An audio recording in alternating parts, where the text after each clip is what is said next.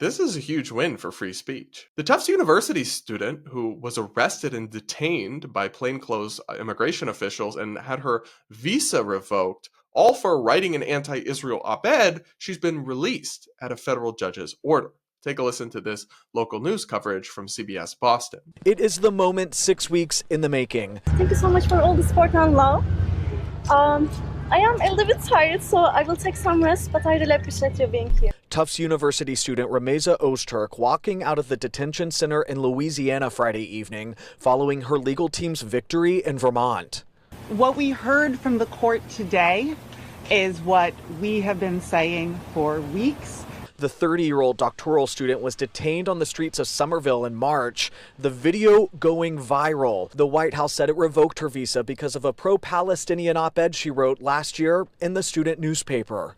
There's absolutely no evidence that justifies detaining Ms. Ozturk for a single day, let alone the 6.5 weeks that she has been detained.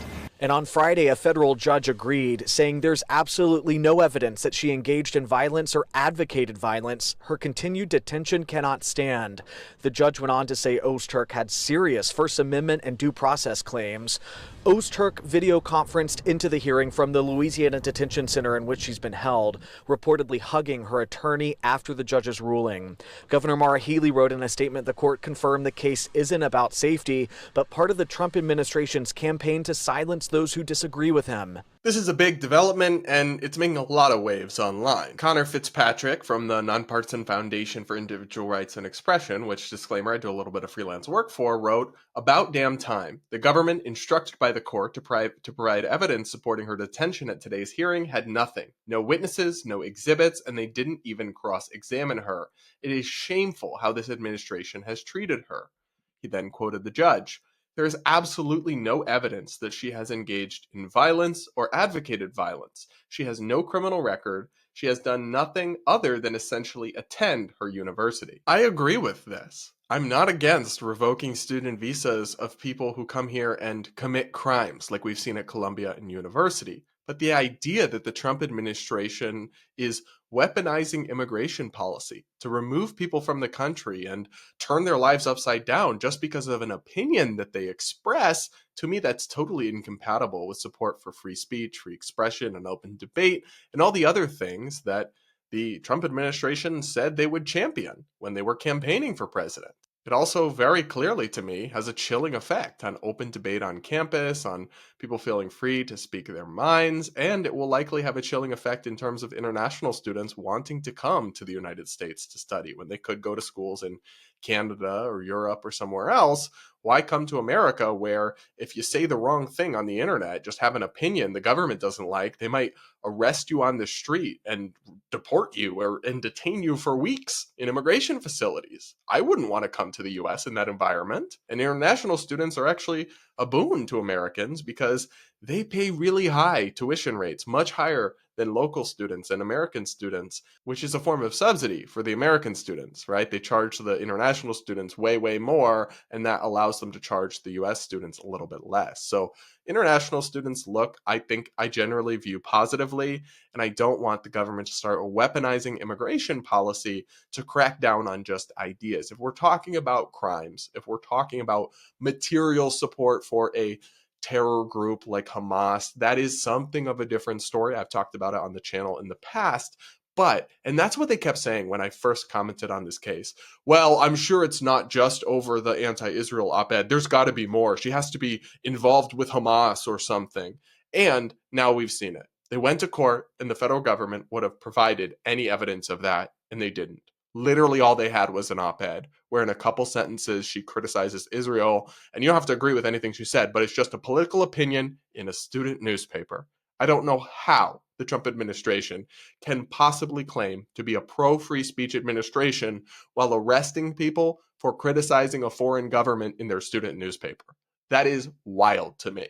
But Caroline Leavitt, the Trump press secretary, is defending this. Take a listen to what she said when asked about it by a reporter. Does the administration have any response to the news today that a federal judge has ordered the immediate release of Rumeysa Ozturk from detention, and particularly his comments that the government submitted no evidence other than an op-ed that Ozturk wrote last year?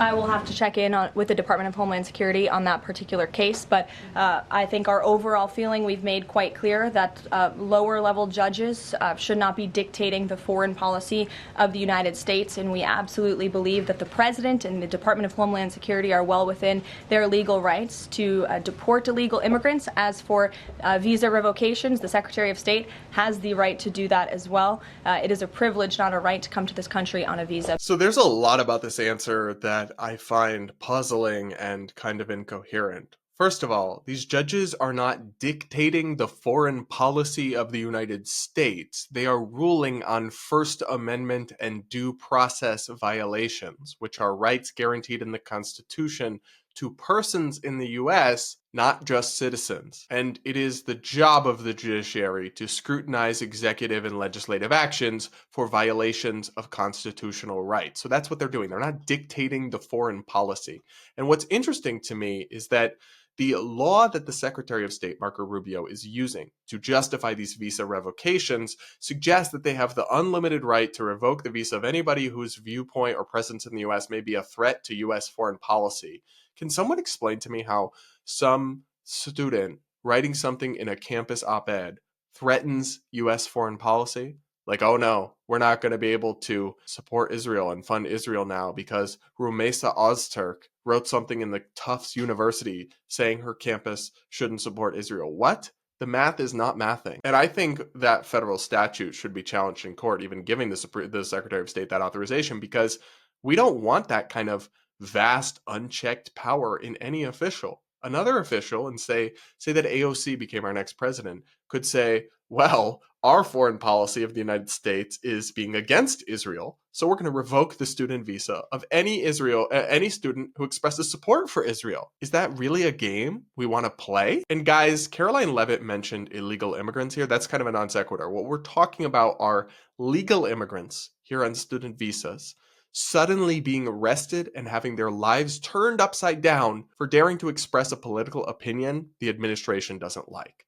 That is wild. It is fundamentally un-American, and it is not something you can do while claiming to be a supporter of free speech and free expression. At least not while expecting us to take you seriously. But what do you guys think? Do you disagree with me on this?